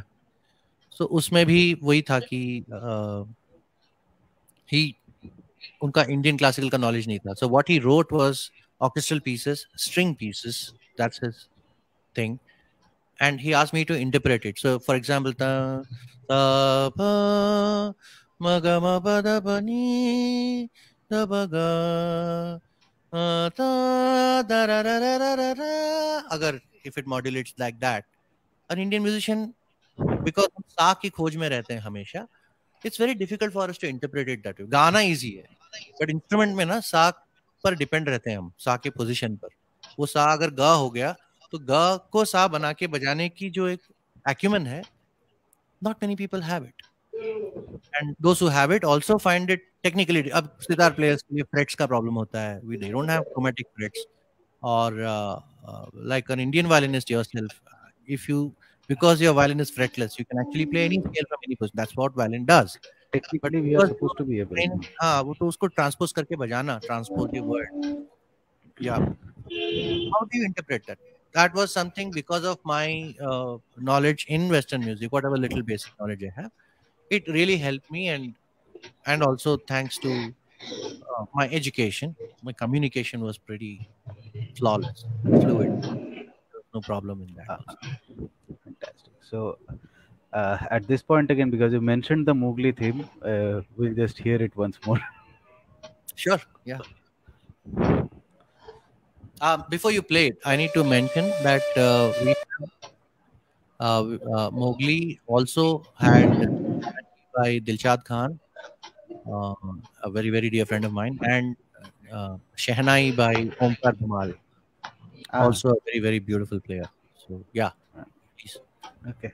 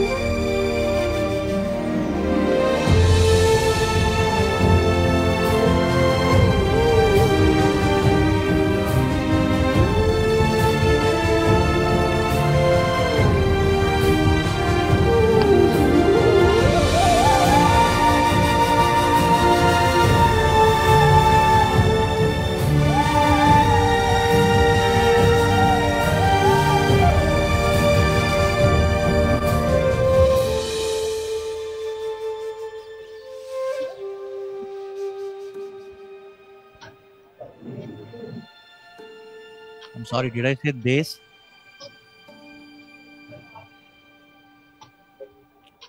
Yes, you did. I'm sorry, it was not Mowgli. I remember another Deska piece which we had recorded extensively. It was not Mowgli. Champa hai mujhe. Chitrayudh,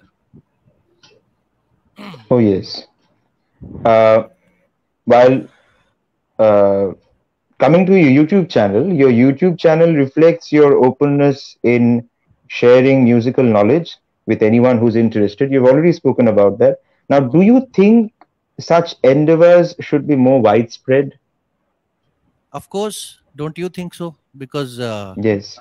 what is knowledge if not spread? And it's not ours, na? Whatever we know Right. has been given to us by somebody else. We are just passing it on. And if we don't pass it on, हमने क्या किया फिर life में? so Whatever the thing little is, Right. there is this common argument against, publicly sharing musical knowledge. I mean, the idea is like what you share might be wrongly interpreted by those who do not already have the proper knowledge base that or is going something to like happen that. anyway. That is going to happen anyway. True. Because wrong interpretation of information is going to happen. Like that is why we still have in a class of 30 students, young children, we still have those 10, 12 odd children who don't understand what is going on because they're not able to interpret it correctly. And the bright ones have interpreted it correctly. That's all. That's going to happen anyway. Then what is the argument? I don't know. Freely sharing music, maybe one argument I do. But in my case, for me, the basics need to be shared. And I think we need to be a little more far sighted than where we are able to see, because Right. अगर मैंने basics YouTube पे डाल दिया and उसके बाद जो वहां से those who will grab it rightly or wrongly, doesn't matter, okay, let's just be with me and listen, understand what I'm trying to say. Rightly or wrongly also, if they are still interested, having seen all those basics, then they will want to, not only from me but from any good teacher, if they find a good teacher, they will want to go ahead and say, you know what, this is very interesting, मुझे इसमें और सीखना है, I don't mind paying money to learn from a teacher. Right. So on the contrary, giving out basics is going to only help the teaching side of music, because we have to learn this. On that note, I have to say that I really honestly don't care about money or the business side of it. What is more important is, this is our music, and we have to share it if we know anything about it. If we don't, we are actually eroding a tradition which has stood the test of time so far. Right. Almost 4,000-year-old tradition, if not longer, and we have to pass it on to the next generation. नहीं तो अपना time hip hop में आते रहेगा, Indian classical में अपना time आना मुश्किल लग रहा है. तो if we can't, and classical music को और आपको एक्सेसिबल कूल बनाने की जरूरत भी नहीं है. जो लोग भी ये ऐसी बातें करते हैं, वो शायद ये नहीं जानते या ये देखना नहीं चाहते कि classical music is already too cool. What is the definition of cool? It's just way too cool. आप राग का मूड, राग रस के बारे में अगर आप किसी आंदोलन के बारे में, किसी श्रुति के बारे में, if the moment you learn, the moment you are exposed to that side, that dimension, you are sucked into that world. और कुछ सुनने का मन ही नहीं करेगा आपको. ये क्यों लग रहा है कि क्यों लग रहा है ये? कहीं ना कहीं तो दिल को छू रही है ना. Not because I have played it or not because somebody has composed it, because it is dipped in Indian classical music or any Right. song. It does suck you in, not because you are a classical musician so आपका interest ज्यादा है उसमें. ऐसे भी लोग मैंने सुने कि करते ये क्या है ये, क्योंकि unfortunately there have not been enough endeavors, because you use the word, in Right. spreading that knowledge even at a basic level. YouTube is a free platform. You are spreading that knowledge for free. If you are able to make an impact with your audience, you will grow in your subscriber base. You will monetize that channel also. So it is not, technically it's not for free at all. I don't make thousands of rupees, but जो भी मुझे आता है 6-7 महीनों में, मुझे जो भी $100 आता है मुझे, it is because of that only. No, तो मैंने फ्री में कहाँ बांटा? कहीं ना कहीं तो पैसे बने ही रहे. Right. So That is right. In fact, the spirit of the question was about that word, endeavor. I mean, I know. there is no culture in our musical tradition That of explaining this music to the mass, because if you approach a guru, the guru will tell you, you come to me in person, then I'll teach you. अगर सीखना है तो सीना बसीना तालीम होना चाहिए. So we don't have that culture in Hindustani music. Yes. That is something, I'm not critiquing the system, but this is the way we have had it for a very long time. So should this change?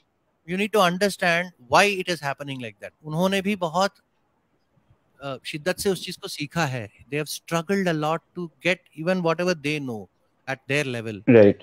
के गुरुओं से उनको वो knowledge मिला नहीं, क्योंकि वो time पे कहाँ, यूट्यूब तो अभी 15 साल पुरानी बात है. अभी तो आया है YouTube.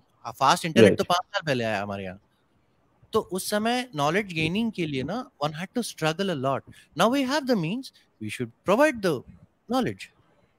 That's all. It's only about time. It's not about वो लोग नहीं करते और हमें करना चाहिए. It's not, I mean, I think that is where it stands कि उन्होंने उस चीज को, उनके जनरेशन में वो था ही नहीं, तो फिर उस चीज को वो कैसे आगे देख पाए. हमारे जनरेशन में है, हमको देखना चाहिए इसको, और अगर हो सके तो इस चीज को बांटना चाहिए. और बेसिक बांट लो.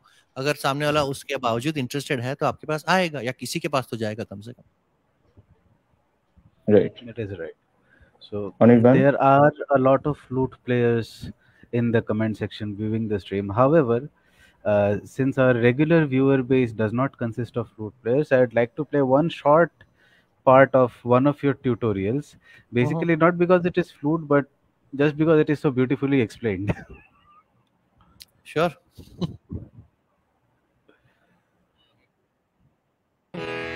खटका, कोई चीज जो खटकने लगती है या सीधी चलते चलते खटकती है, बात खटक रही है ऐसे कहते हैं हम। तो खटकने की बात ना,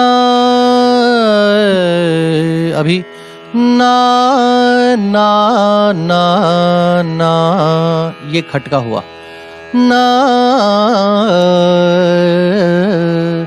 ये खटका हुआ। अब खटके को क्या करेंगे आप, जो सुर बज रहा है कंसिस्टेंटली उसके साथ उसके ऊपर का सुर एक तुरंत बजा के वापस ले आना, या उसके नीचे का सुर तुरंत बजा के लेके आना, ये खटका कहलाता है। पहाड़ी या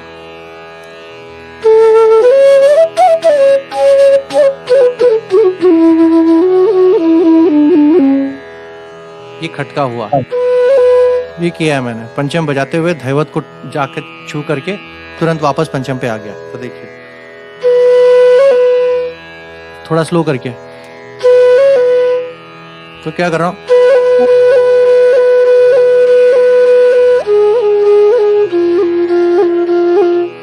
ऋषभ रे गरे ये कर रहा हूँ, तो ये खटका हुआ। और उसके प्रयोग आप सुन सुन के आप उसको पहचानने की कोशिश कीजिए, ज्यादा सुनिए, हर चीज ऐसे बोल बोल के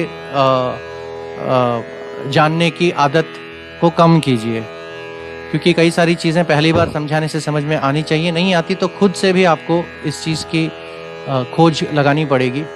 ये कहीं कहीं से ऑनलाइन मिल जाएगा, ये शॉर्टकट ही है ये। अगर आपको बुरा लग रहा है तो मैं माफी चाहता हूँ, लेकिन ये शॉर्टकट है, इससे दूर रहिए। खुद एक्सपेरिमेंट करके देखिए क्या हो सकता है। इसका बहुत अच्छा एग्जाम्पल एक वो आशा जी के गाने में है, पान खायो सैया हमारो, जिसमें ना वो लास्ट में एक ऐसे आते मुर्गी की लड़ी बना के भी आती हैं वो,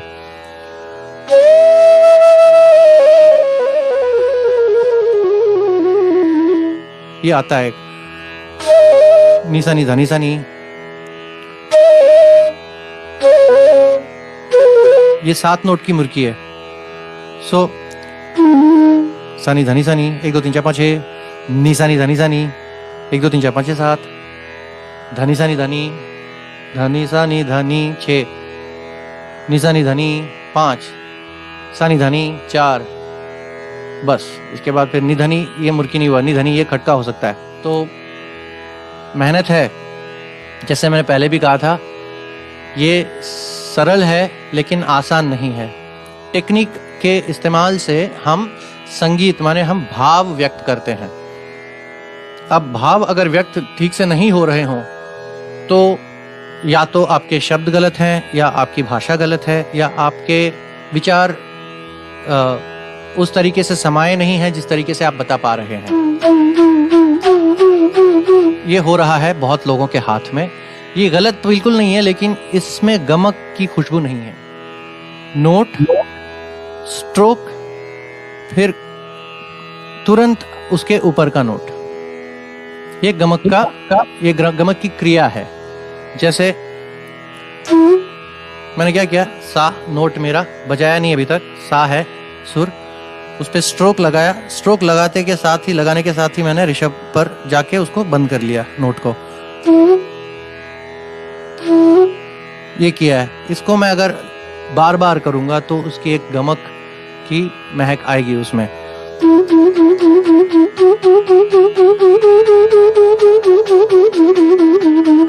अब इसको करते करते क्या हो रहा है कि आपका स्ट्रोक और आपका नोट पहला जो आपने जो चुना है, उस नोट के साथ आपका स्ट्रोक अगर सिंक नहीं होगा तो आपकी उंगली पहले बढ़ जाएगी आगे, फिर आपका स्ट्रोक लगेगा तो वो उल्टा गमक का असर आएगा। जैसे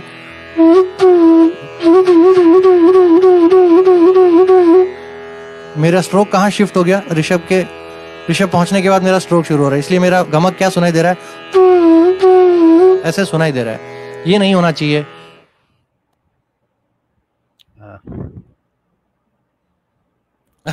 बहुत बोलता है लड़का।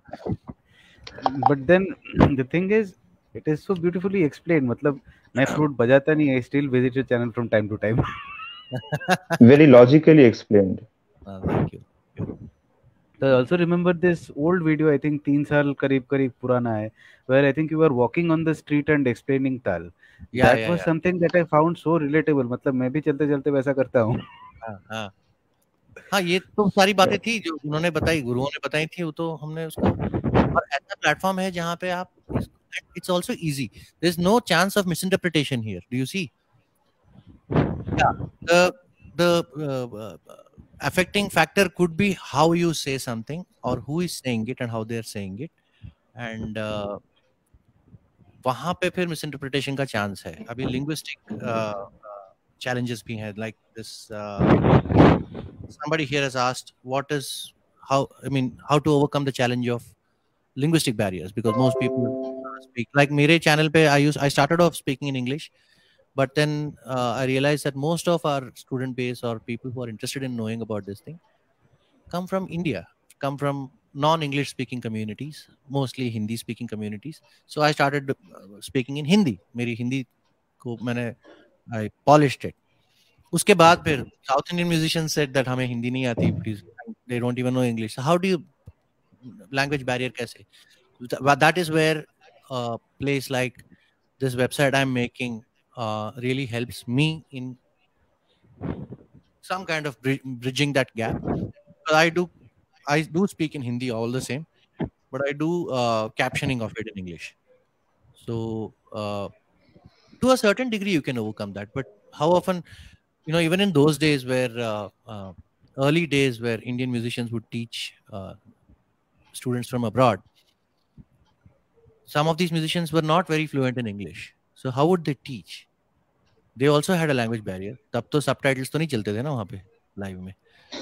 So if they could overcome, we have technology on our side. Again, a case to be made for knowing about technology for musicians, because in such times as COVID and all these things, one needs to also have a means of income to support one's family, and the knowledge of technology is the only way you can get anywhere in that aspect, I think. That's right. Chitra, Oh, yes. I think it's your question now, is it? no. Well, I Oh, can okay. ask. I can I mean, you didn't get the opportunity to ask so many conclude the questions. thing, I but think you should get a chance. नहीं अभी आप, हाँ, थोड़ा गाना हो गया अभी violin. हाँ. all right. So, apart from your gurus, who are your biggest musical inspirations? R.D. Burman, Zakir Hussain. Short and sweet. Beautiful. More than enough, I would say. And of course, Lata ji. These three people and Kishore Kumar, these four people kind of complete that void, I think, if there was any beyond my teachers, because there are four different forms of musical energies. Zakir Bhai on one side, his persona, his approach to musicality, not approach just to music. Of course, those tabla players who follow him will understand his approach to music, but his approach to his musicality is something that I have kind of studied and maybe made my own impression about it. But what I have understood it from there has helped me a lot in building who I am as a musician. R.D. Burman's music, never got to meet him, but the need to live life to the fullest. If you listen to his music, with due respect to all the other composers who have been before and after him, the way his music spoke to me, at least, I can only say from personal experience that he lived every day of those studio times. He lived it completely. Every soloist, जो दोस्ती हम लोग जो खेल कूद में ground में करते हैं ना, जैसे यारी दोस्ती, मजाक मस्ती, खाना पीना, सारा कुछ एक साथ हो रहा है, खेल कूद, वो उन्होंने स्टूडियो में वो स्पिरिट से काम किया. All the team members included, Manorida, Maruti ji, Vashuda, everybody included. That's the spirit that speaks to me through his music. I think that is something I have learned to live life, and that's my philosophy also. Live it to the fullest. No regrets, no need to remember anything. Just enjoy the moment, and that's it. This is what I need to live. I don't need to sit somewhere and remember, अरे 10 साल पहले बहुत मजा आ रहा था, मुझे आज मजा चाहिए, तो मैं आज मजे लूंगा, you know. Right. And that's his music. Lata ji is perfection personified. It's purity in a very unique way. How I can't explain. Lata Mangeshkar is something that I cannot explain. And I've had the good fortune to spend a considerable amount of my early days with her. हम लोग उनको, वो सोफे पे बैठती थी, हम लोग नीचे बैठते थे और उनसे घंटों गप्पे लड़ाते थे. वो गाने के लिए आती थी डब करने. ऐसा टाइम होता था कभी कभी कि आज मूड नहीं है या आज गला थोड़ा सा बैठा हुआ है, आज नहीं करते, हम कल करते हैं. तो फिर इतना दूर आई हैं वो पेडा रोड से अंधेरी तक, तो she would just sit with us and chat, और बच्चों की तरह हमसे चुटकुले, हंसी मजाक, खाना. तो मैं बहुत करीब से वाकिफ हुआ हूँ उनकी शख्सियत से. एंड वो मैं word, I can't put it in words what I have learned from just observing. Of course, even if I had not gotten the chance to meet her, her music has given me so much to learn and understand and follow, not only in my music but again in my life. And Kishore Da, he is the other fourth pillar, if I can say that. So uneducated musician, jinko kehte, not educated, sorry, untrained musician. He is a very highly educated musician. Education in his case was from another source. वो बैठ के सारे गमा नहीं लिखा उन्होंने, पर complete artist जिनको कहते हैं, एक्टर कहिए, राइटर कहिए, पोएट कहिए, लिरिसिस्ट कहिए, सिंगर तो हैं ही, डायरेक्टर, प्रोड्यूसर, व्हाट नॉट, कि अपने आप को कहीं रोको मत. किसी भी चीज की आपके अंदर अगर आमद आ रही है तो उसको रोको मत, भले वो कचरा निकले. इन माय केस तो, पर करना जरूरी है, ट्राई करना जरूरी है, ट्राई जरूर करना है. मैंने इसलिए कोई भी फैसेट नहीं छोड़ा. मेरे अंदर की क्रिएटिविटी अगर किसी चीज में आती है तो मैंने कविताएं भी की है, और बहुत घटिया कविता करी है. अभी सुनता हूँ तो मुझे नहीं अच्छा लगता, पर किया है अपने टाइम पे. when वो जो आमद आती है, मैंने गाने लिखे हैं अपने.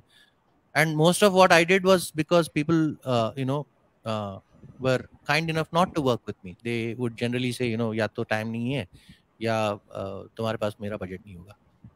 So मैंने कहा ठीक है, तो क्या करना, क्या है, लिखना है, गाने लिख लेता हूँ मैं. अच्छा गाना है, मैं तो गा सकता हूँ. अच्छा ये प्रोग्रामिंग करना है, कंप्यूटर खरीद के मैंने सीखा. पहले किसी ने मुझे उल्लू बनाया, बहुत ही घटिया कंप्यूटर बेचा मुझे उन दिनों जब मेरे पास पैसे नहीं होते थे. कुछ 40,000 रुपये लेके बहुत ही बेसिक विंडोज का एक कंप्यूटर बना के दिया जिसमें साउंड कार्ड भी नहीं जा सकता. Then again I worked hard, got myself a decent computer, got myself the software required for it, went to जब भी मैं रिकॉर्डिंग्स जाता था तो I would stay back after my work was done, और इंजीनियर के दिमाग खा जाता था.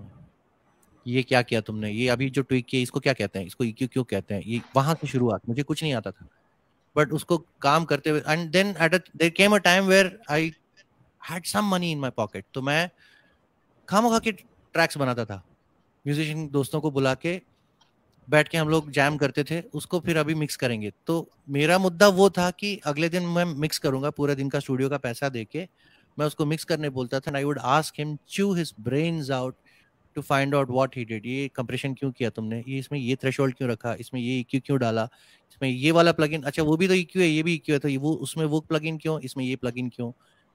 So the curiosity never ended for me. And then I would come back home all night. I would sit on my computer and work out all those plugins that I had. कि इसमें ये sound में ये करने से क्या होता है. That's how I learned my production. That's how I learned whatever little I know. I'm not saying I'm a great producer, but I have done some work and it's considered, it's been consumed, it's been appreciated, which means I've done something right. मेरे लिए उतना ही है. I can't really for a fact say that I'm knowledgeable in something. I'm a trial and error guy, and I'm an adventurist. I like taking risks. And that's the way I think it works for me, and that's the way I've learned whatever little I know so far. So coming back, these four have been those pillars for me. Zakir bhai ke sath to again same thing. I got the opportunity to be on the same stage when he was playing, and I could also get to play something from there. I'm trying to say it very humbly because that is what it is. वो collaboration नहीं होता. Please don't, हम किसी के band में जाके खड़े रहते हैं और हम I am collaborating with A R Rahman, नहीं हो सकता. And I have seen a lot of people say this, I am collaborating. Bro, let's collab. I don't understand that language at all. मैं आप जैसे हंस रहे हो ना, जैसे हंस के छोड़ देता हूँ, क्योंकि ऐसा नहीं है कि मैं बहुत बड़ा आदमी हूँ, पर कोलैबोरेशन का डेफिनेशन पहले डायरेक्ट डिक्शनरी में पढ़ के आओ, फिर उस वर्ड को यूज करना. जैसे कॉन्सर्ट, ये जो शब्द है, इसे बहुत आर्बिट्ररीली यूज करते हैं लोग. लोगों को लगता है कि गिग मतलब म्यूजिक का शो है. गिग माने job. Gig is slang for job. मुझे ये काम मिला है, I got a gig here. क्या गिग है? विंडो क्लीनिंग का गिग है, उसको भी गिग बोलते हैं. सो गिग का मीनिंग नहीं मालूम. अंडरस्टैंड? ठीक है, मतलब हर आदमी को हर चीज जानना चाहिए, जरूरी. उस चीज को आर्बिट्ररीली यूज करके ना, all probably we are doing is making a fool of ourselves, I guess. I don't know. I don't want to hurt anybody's feelings. That's definitely not my intention. But yes, if you can learn something, you can learn something. That's for sure. तो जाकिर जी के साथ वो भी हुआ था एक बार किस्सा. Very early on in the interview, you asked me कुछ ऐसे moments जो अम्मा जी के साथ, तो मैंने जो आपको बताया था आहिर भैरव वाला. जाकिर जी के साथ एक ऐसा हाजिर 2 का टूर चल रहा था, हरिहरन जी एंड जाकिर भाई का. And one of those, it was a 4-city tour, and एक जगह पे मुझसे मेरा of day, if I can say that way, ज्यादा कुछ बजा नहीं, जो भी बजा एकदम ही, I was struggling too hard and I was probably trying too hard, मजा नहीं आया था. तो I went and sat next to him, उनके मतलब पाँव के नीचे जाके बैठ गया मैं, घुटने के पास ऐसे हाथ रख के. मैंने, Zakir bhai, I am very sorry. Hari ji, I am very sorry. Of course Hari ji से मेरी प्रॉक्सिमिटी ज्यादा है. मैं उनको, I speak to him in Tamil, so he's more a friend and less a legend. My relationship quotient, of course, he's a legend. But Zakir भाई का वैसा नहीं है मेरे लिए. वो ना मेरे पास शब्द नहीं है वो किस जगह पे मेरे दिल में बैठे हैं बताने के लिए. तो मैं उनसे माफी मांगा. I'm sorry, I was not up to my mark. He told me this story. He said, I can understand your respect for me and your love for me, but if we are on stage together, we are equals. How many people say that? How many people say that? In fact, the greater you are, the more such qualities I find. How many people say that? We are equals on stage.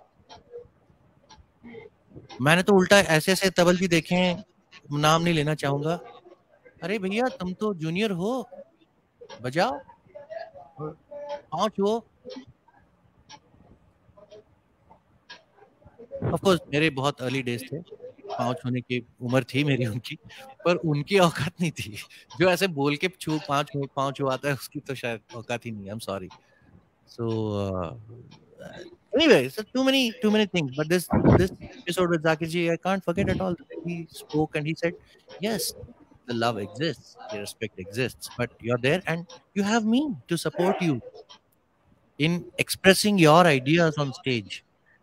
So you don't have to hold yourself back. ये उनका कहना था. And don't play to impress me. Play for the audience. It's a lesson learned. Straight up from the horse's mouth. Play for the audience. They are there to listen to you. They may not have paid the ticket to मैं अश्विन को सुनूंगा के लिए नहीं आए होंगे, पर आप हो उसमें. Or you have to give them what they are there for. Good music. And you have me. I am there to support you. Come on. कल के प्रोग्राम में देखते हैं, आप गुल खिलाइए.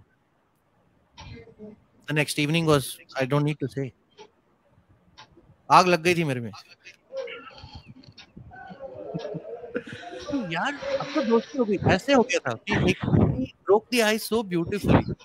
अब सोचता हूँ कि मैंने क्या कर दिया, पर समय he really made me feel so comfortable that I didn't had कोई inhibition ही नहीं था उसके बाद. You just have to go and express yourself. You have the man himself supporting you. तुम कुछ भी बजाओ, वो लय नहीं छोड़ेंगे, वो अपना ताल नहीं छोड़ेंगे. वो कच्चे वाले नहीं है. Right. बहुत पक्की हुई चीज, उनसे बड़ी पक्की हुई चीज क्या हो सकती है. तो वो थे. तो मैं, मेरी तिहाइयां भी ऐसी निकल रही है जो कभी लाइफ में नहीं बजाई. ऑन द स्पॉट जो स्पॉन्टेनिटी आ रही है. And I am a band member. I am not even like main artist. Hari ji का प्रोग्राम था, हरिहरन जी का प्रोग्राम था. सो वो भी मजे ले रहे हैं. एंड देन फ्यूजन फेस्टिवल हो गया, सवाल जवाब फेस्टिवल हो गया पूरा एकदम 15-20 मिनट का. मैं भी कुछ बजा रहा हूँ, फिर खान साहब अखलाक भाई भी कुछ बजा रहे हैं हारमोनियम पे. It was amazing to say the least. मजे आ गए थे. मजा ही आ गया था उस दिन. So yeah, these are episodes, they teach you a lesson or two in humility, a lesson or two in the philosophy of life. Uh, Thank you so much, Dada, for appearing on our show. डर ही This लगता has है. been a most illuminating experience, definitely for both of us, and I'm sure for everyone who has been watching. So, at this point, is there anything apart from what we have talked about so far that you think mentioning it will benefit whosoever is listening? लोगों को लगेगा कि इसके पास और भी है बोलने के लिए. I would only say that whoever you are, whatever you do in life, wherever you are in life, in your life, the way you see it, if you're doing something, do it with passion. Or don't do it, please, because anyway, किसी और का मौका छीनने जैसा हो जाएगा वो. Someone else who deserves to be there will not be there because कोई अधपका वहां जा रहा है. If you are passionate about it, please go ahead and do it because ये एक ही जिंदगी है हमारे पास. We don't have यहाँ पे undo नहीं है लाइफ में, या rewind नहीं है, या next time नहीं हुए. Next time when I'll be a child, I'm going to do it नहीं होता. This is the only time, and if it doesn't matter how old or young you are, if you feel like doing something, please open your mind, open your heart, go for broke. Just please go and do it because आपको प्यार है उस चीज से, और प्यार है तो कीजिए. और अगर नहीं है किसी चीज पे प्यार, तो कोई ऐसी चीज ढूंढिए जिससे आपको ऐसा प्यार हो जाए. You can go and do it because it will help our children, it will help our next generation to look up to. That's all I can say. Thank you so much, Dada. So, we shall conclude with uh, an excerpt from this abhang that you performed. And Before you do that, today is Pandit Bhimsen Joshi ji's anniversary है आज. it is actually, yeah, right. और मैं चाहता हूँ, I hope you have picked that Tirtha Vithala that I have.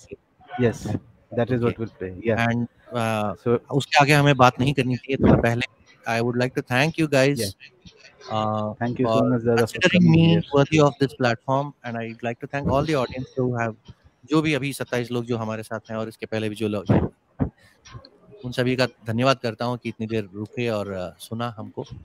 And thank you very much. Have a good time. And So, good night. we will not be making an appearance after this video. So, good night to everyone.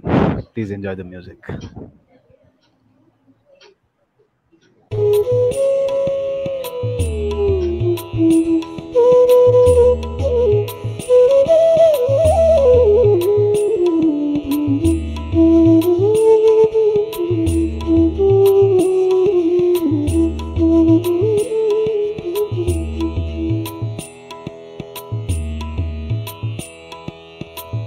Mm-hmm.